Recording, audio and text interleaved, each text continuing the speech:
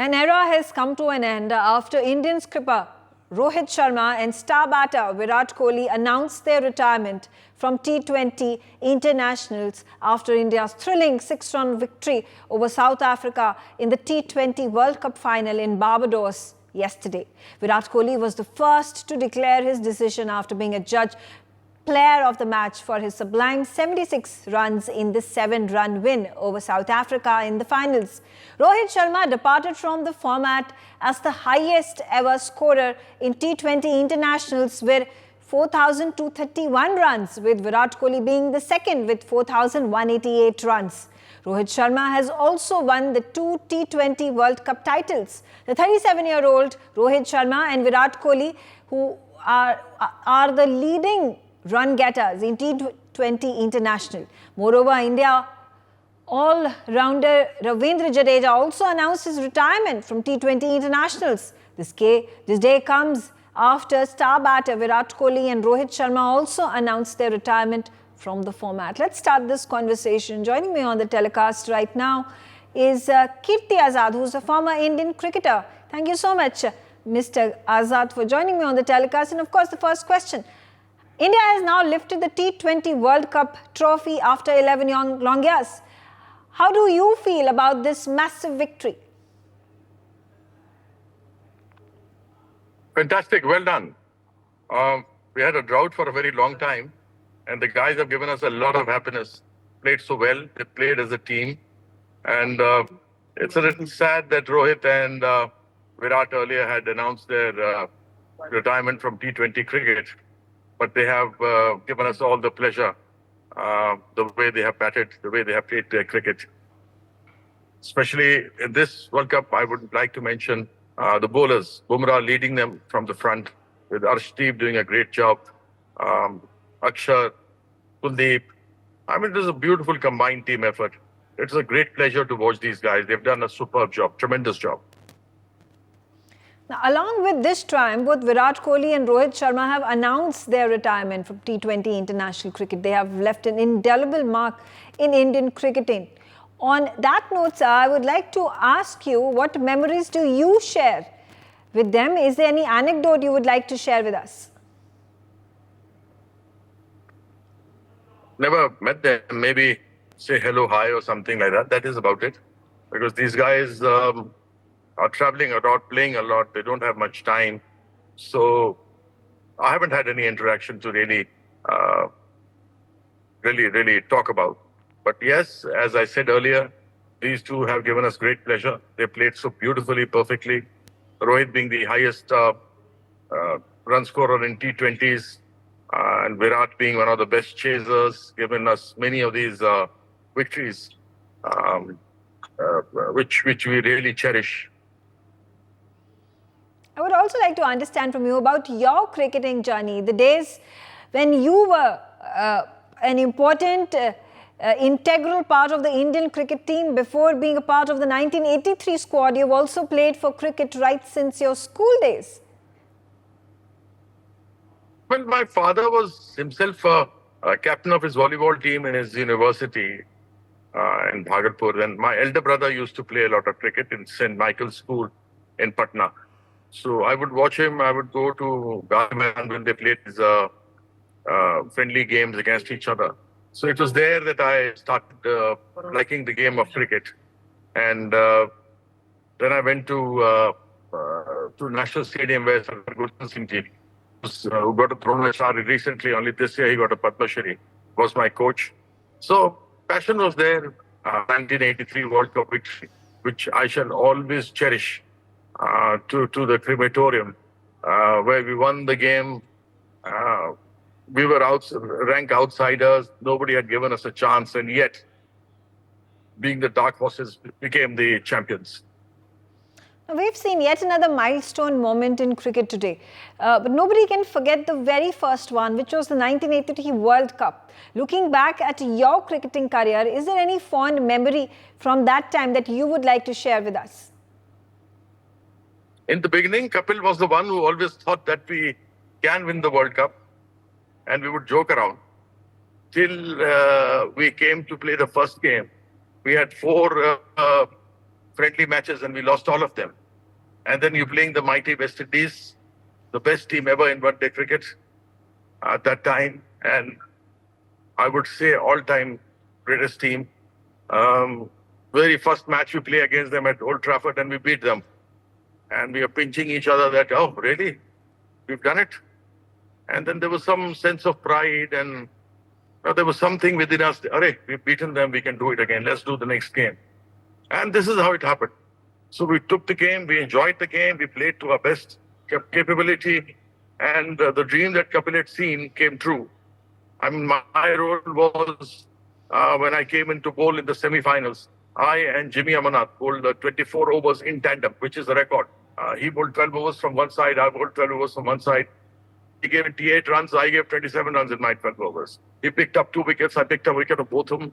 There was a run out from my end. So we did our bit, we played, we enjoyed. And then the finals, we were all out for 183. And Kapil's beautiful catch, Parvinder's very first ball, which got Greenwich. And that's history now. After having played cricket and representing India on the world stage, you have moved on to politics like many others.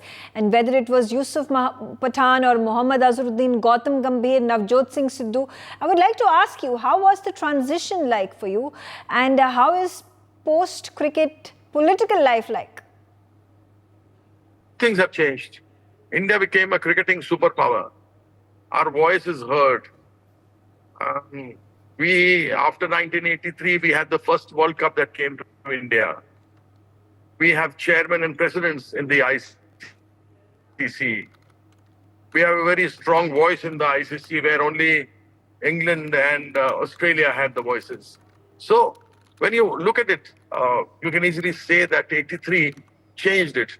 There's so many things changed. During our time, we had these helmets, which were not as good as you have today. The pads, play equipment.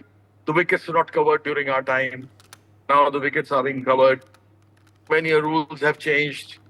So things have changed over the years. Now you hit so many sixes over third man and point and over the wicket keeper's head as if it's a normal thing, which was something very amazing for us during our time.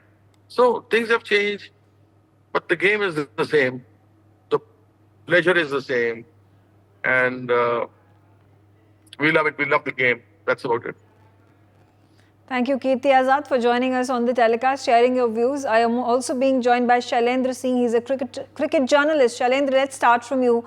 About the three stalwarts of the game who announced their retirement from T20 format of the game. Ravindra Jadeja, Virat Kohli, Rohit Sharma. If you could tell us about their style of game, how these three individuals evolved themselves to be world-class cricket players.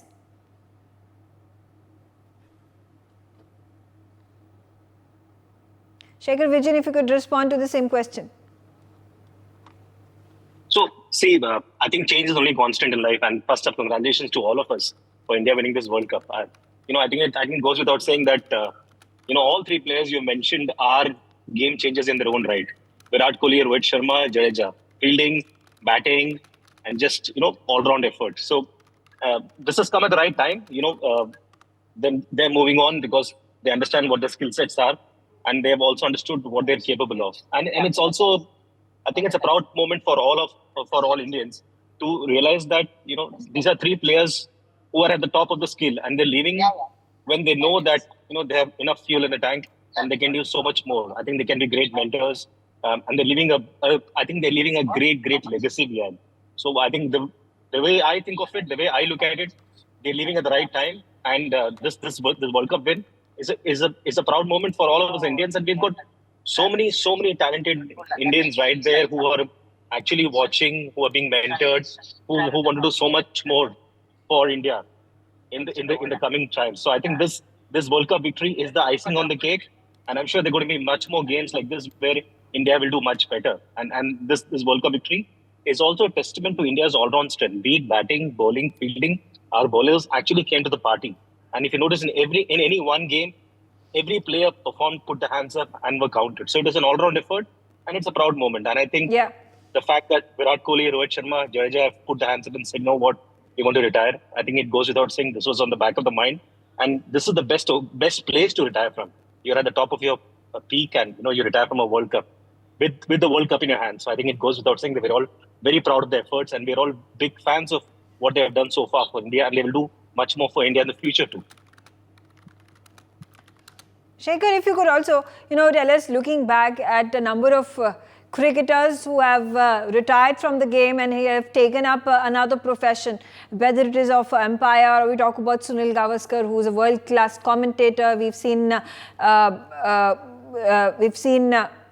Sidhu, who was a stupendous cricketer, then he became a commentator, then he came on in TV shows, and finally became a politician. So, a cricketer with a personality like them, with the popularity that they have, they can don various hats. So, what kind of opportunities are on the anvil for the three of the cricketers, Ravindra Jadeja, Virat Kohli, Rohit Sharma?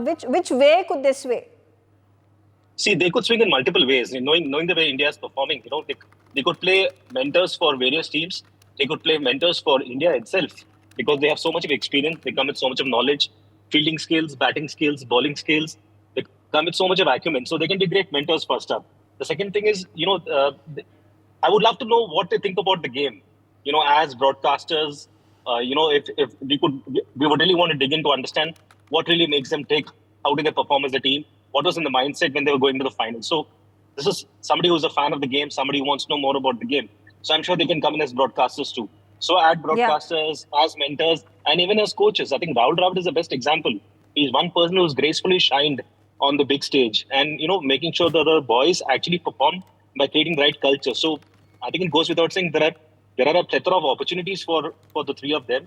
It's for us, it's for the BCCI to understand how we can take full advantage, how we can use their skills and their potential, because they have a lot to give now, even now to the game. Yeah, also, when you are retiring at the ripe age, because they are 35, 37 years old and they have retired from the T20 format. And this is an age, if we talk about other professions, my profession or your profession, we're going to last another 20, 25, maybe even 30 years. So how do they chart out their journey here on when they know that it's your retirement is coming by the time you're 35 years or 37 years of age? So I think there's a process of self-realization also, self-awareness. They also know that somebody's knocking on their doors. There are enough and more people who can substitute for them. And like I said, there's a plethora of talent in India. Thanks to the IPL, thanks to the Ranji Trophy, thanks to the way the game has been governed in India.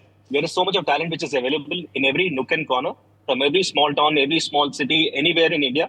You have so much of talent. So I think they realized it, and they also realized that this is the best chance for them to put their shoes up, because the World Cup is the best stage for doing something like this. World Cup is the best stage for making a statement like this. And I think we should give them credit for it. We should applaud them for their efforts, because at the end of the day, they made us win the World Cup, which is no mean feat. And this was a team which really played well right up till the World Cup finals. Yeah, absolutely. I'm also being joined by KN Raghavan, who is the former cricket umpire. Thank you so much for joining us on the telecast and talking about the cricketing history and the personal lives of Ravindra Jadeja, Virat Kohli and Rohit Sharma. Now, we understand Virat Kohli is a Delhi boy. He was born and brought up over there. He has two more siblings. Everybody knows about his wife because she herself is a film star and a celebrated actor at that. And she's a public figure as well. But it's, not much is known about Ravindra Jadeja's history, or for that matter, Rohit Sharma's history. Yeah, but here when you talk about cricket, the focus invariably comes to the players concerned. Like we have, you missed out one more name, that is Jasprit Bumrah. His wife is also a very prominent personality in her own field. Like Jadeja's wife is in the field of politics. So the women also have been doing their role, and quite successfully also. And it's indeed a tribute to the Indian system that marriage between two people of eminence, I wouldn't use the word celebrities, people of eminence in their respective field, are together and doing well also. So kudos to them. But on the issue, one should understand that cricketers, especially international cricketers, lead a very, very different life. They are on the move most of the time. Like Virat Kohli was fortunate that he got time off to spend with his wife at the time of her delivery. This was a leave given to him specifically by the board to meet this contingency or to meet this situation. But most of the others will find that they're spending lots and lots of time away from family. So sustaining a family life is not exactly very easy for international cricketers, given the amount of time they travel, leaving out of suitcases, the absolute and total commitment to the game. So it takes a lot of adjustment on the part of both people. And it is a tribute to Virat and Anushka, to Jadeja and his wife, Rohit and his wife, and even to Bumrah and his wife, that both of them have done extremely well, and they have both doing well as a couple also. Right. And talking about these individuals, and if you could just, encapsulate for us the kind of player Virat Kohli has been versus Rohit Sharma, two completely different faces, two completely different players with different way of tackling situations and playing on the field. Yes, they are both different players, absolutely. Virat has gained more prominence, probably in the cricketing hierarchy or in the batting, on the pantheon of batting grades. Virat would figure above Rohit Sharma for the reason that he had done wonderfully well in Test cricket also. Whereas Rohit's record in Test cricket, particularly outside India, has not been very impressive or to the level of what Virat has achieved. But as a captain, Virat has done a lot, but winning an international championship is the ultimate icing on the cake, and that's where Rohit clicked. And even in IPL, Rohit had proved to be a better captain. So both of them have contributed immensely. As batsmen, both of them have been excellent, but Rohit for some reason chose to focus more on white ball cricket, whereas Virat has done well in both white ball and red ball cricket. And that is why he is seen as a great batsman, whereas Rohit has been an excellent batsman. So when it comes to batting, I would certainly put Virat above Rohit.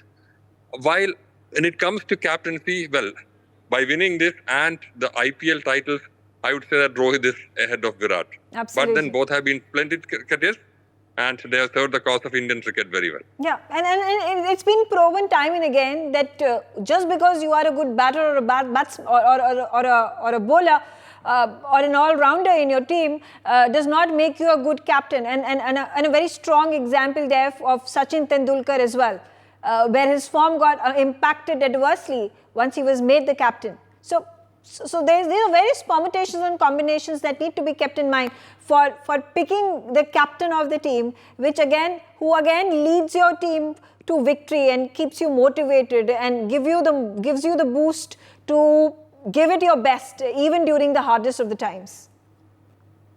Yes, indeed so. Tendulkar is a fine example of how the best batsman in the side or the best batsman in the world doesn't become the best captain of the side. We have an example of Gary Sobers also, probably the greatest all-rounder, but then he wasn't very successful as a captain. Even Rahul Dravid, for that matter, his record as a captain, despite all the amount of thinking and grey matter that he brings into a job, has not been very impressive. But Sourav Ganguly, a street fighter, not in the same street of Tendulkar or probably even Dravid, he did wonderfully well as captain. So captaincy is different because you have to get the best out of the team, which is basically more of a man management job. Yeah. Plus, you have to think on your feet, particularly in cricket. Crisis can happen. All the best laid plans can go awry if somebody starts hitting the ball in a different way. So you cannot plan for every contingency. And so that is where the importance of captain comes in, changing the batting order. Some things click, some don't. How do you take the difficult situation? So that requires an absolutely different mindset rather than the individualistic field of batting or bowling. Yeah. Cricket is unique in that it's an individualistic team game. It's not a completely team game, but here individuals dominate. You have the individual performance of batsmen and bowlers, which ultimately have an impact on the result. So it's the job of the captain is to get all these people together, motivate them, and then make them contribute that extra, move them out of their comfort zone, so that the team goes to greater heights. Absolutely. There, Rohit has been more successful than Virat. Okay. All right. Thank you, Shekhar Vijayan, and thank you, K.N. Raghavan, for joining me on the telecast and sharing your views. Also on the telecast right now is with me Jatin Paranjape. He's a former Indian cricketer. Thank you, Mr. Jatin, for joining us. And the whole country is celebrating today after the men in blue have lifted yet another ICC trophy. How do you feel about this victory? So I think it's obviously a great joy for every Indian all over the world. I think fantastic, very well fought victory yesterday. It's been a hard tournament for the entire team, and after we nearly made it in the 50 over World Cup, till Australia played out of their skins in the final. We've had to wait for a year for this great moment. So very happy, but also very happy for all the players who have said that they will not be playing after this. They will not be playing T20. So really happy for Rohit and Virat as well. It's been a fantastic journey, fantastic career for both of them. And they couldn't have gone out on a better note than this. Yeah. And you said that Virat Kohli has also announced his retirement from T20 international cricket. You've worked with him in the past. You've managed contracts from him earlier as well. Is there any memory or an anecdote you could narrate to us? I've known him for a very long time, and I've seen I've seen the transformation in him. With his approach towards the game.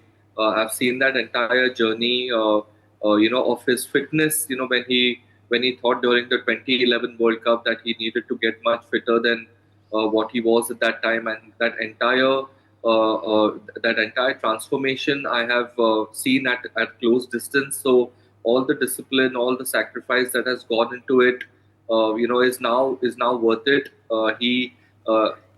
Yesterday was a big match for him. He had not scored too many runs in the tournament. I think he was just averaging something like 10.75 before yesterday's match. And the way he started and the responsibility he took towards shepherding that Indian innings, I thought was fantastic as well. You've also served as the national selector for Indian men's cricket team from 2016 to 2019, and you've been personally involved in identifying budding talent and honing their skills. What is the process like? It's all about watching a lot of domestic cricket, watching the Ranji Trophy, the Mushtaq Ali Trophy, the Vijay Hazare Trophy, and then deciding. It all starts from where the gaps are in the national team. So you work towards finding the players to fill those gaps. And a big part of the process is also understanding which kind of player will fit into the culture of that dressing room. This dressing room is very culture driven, and you need to identify not only the top performers but also the people with the right character and the right culture to fit into that Indian dressing room, to then gel with the seniors and the other team members. Now we'll also be seeing a generational change in cricket now, as both Virat Kohli and Rohit Sharma have announced their retirement. Who do you think are the emerging players that have the potential to lead Team India in the future? Rishabh Pant is a very very strong contender to lead this team in the future. Hardik Pandya is already vice captain, so I think they will progress him from the vice captaincy to the captaincy in the T20 format. So after Hardik, I think Shreyas Iyer is also another contender. So there are a couple of candidates who will move this legacy forward. Now, since you're involved with identifying the next generation cricketers, could you also share with us what is being done on the ground at the moment, and what are the initiatives that are being backed to identify budding talent? BCCI has a very robust structure. They have 30 plus state associations. So there is a lot of domestic cricket which is played in these 30 plus state associations, right from the under 14, under 16, under 19, under 23 level for men and women. So there's a lot of work going on there at the development level. Selectors, talent scouts are always at work to identify the right players at the right age, and then develop a pathway for them to come through. So the BCCI has a very vast and very highly functional development structure in place already, and I feel that they will just continue looking closely at the newer states. So, for example, cricket is now being widely played in the northeast. Jammu and Kashmir now has a very vibrant cricketing infrastructure. Places like Pondicherry, for example, are also developing strongly as cricket teams. So the BCCI, will be focusing on the slightly smaller places to make sure that all the talent which is available there gets enveloped into the system. For more such videos, subscribe to the NewsX YouTube channel, hit the bell icon.